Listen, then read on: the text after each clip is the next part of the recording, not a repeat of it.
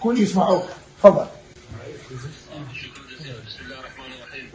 الاخوه لاعبي المنتخب الوطني الابطال، الكابتن، المدرب، الاداريين، الفنيين، السلام عليكم ورحمه الله وبركاته. مبارك عليكم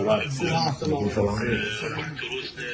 يعني دائما انتم ترسمون البسمه والفرحه بين ابناء شعبكم في هذه الظروف اللي الناس كلها سمرت امام التلفزيون.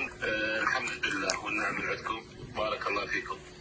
انا عندي ثقه كبيره انه هذا المنتخب بهذه الروحيه بهذا اللعب فعلا اكو منتخب واعد راح يعيد العراق الى مكانه الطبيعي.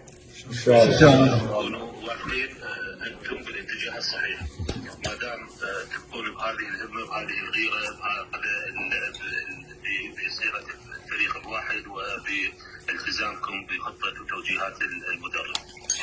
مثل ما وعدتكم الحكومه، اخوانكم اخواتكم في مجلس الوزراء كلهم دعم لكم في هذه المسيره والاستحقاقات القادمه، ما دام انتم بهذا الخط من الخط التصاعدي في الاداء وفي الفوز. منتخب اليابان منتخب قوي، وحتى مباراتكم الاولى كان ايضا الاداء لله الحمد متميز. ان شاء الله بنفس المستوى، وموعدنا بالمباراه النهائيه اللي ان شاء الله راح احضر وياكم هذا الاستحقاق.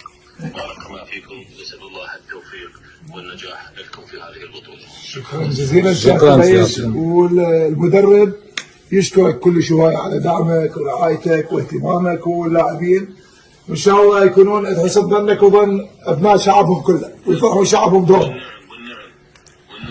والليله توصل مكافاتهم ان شاء الله.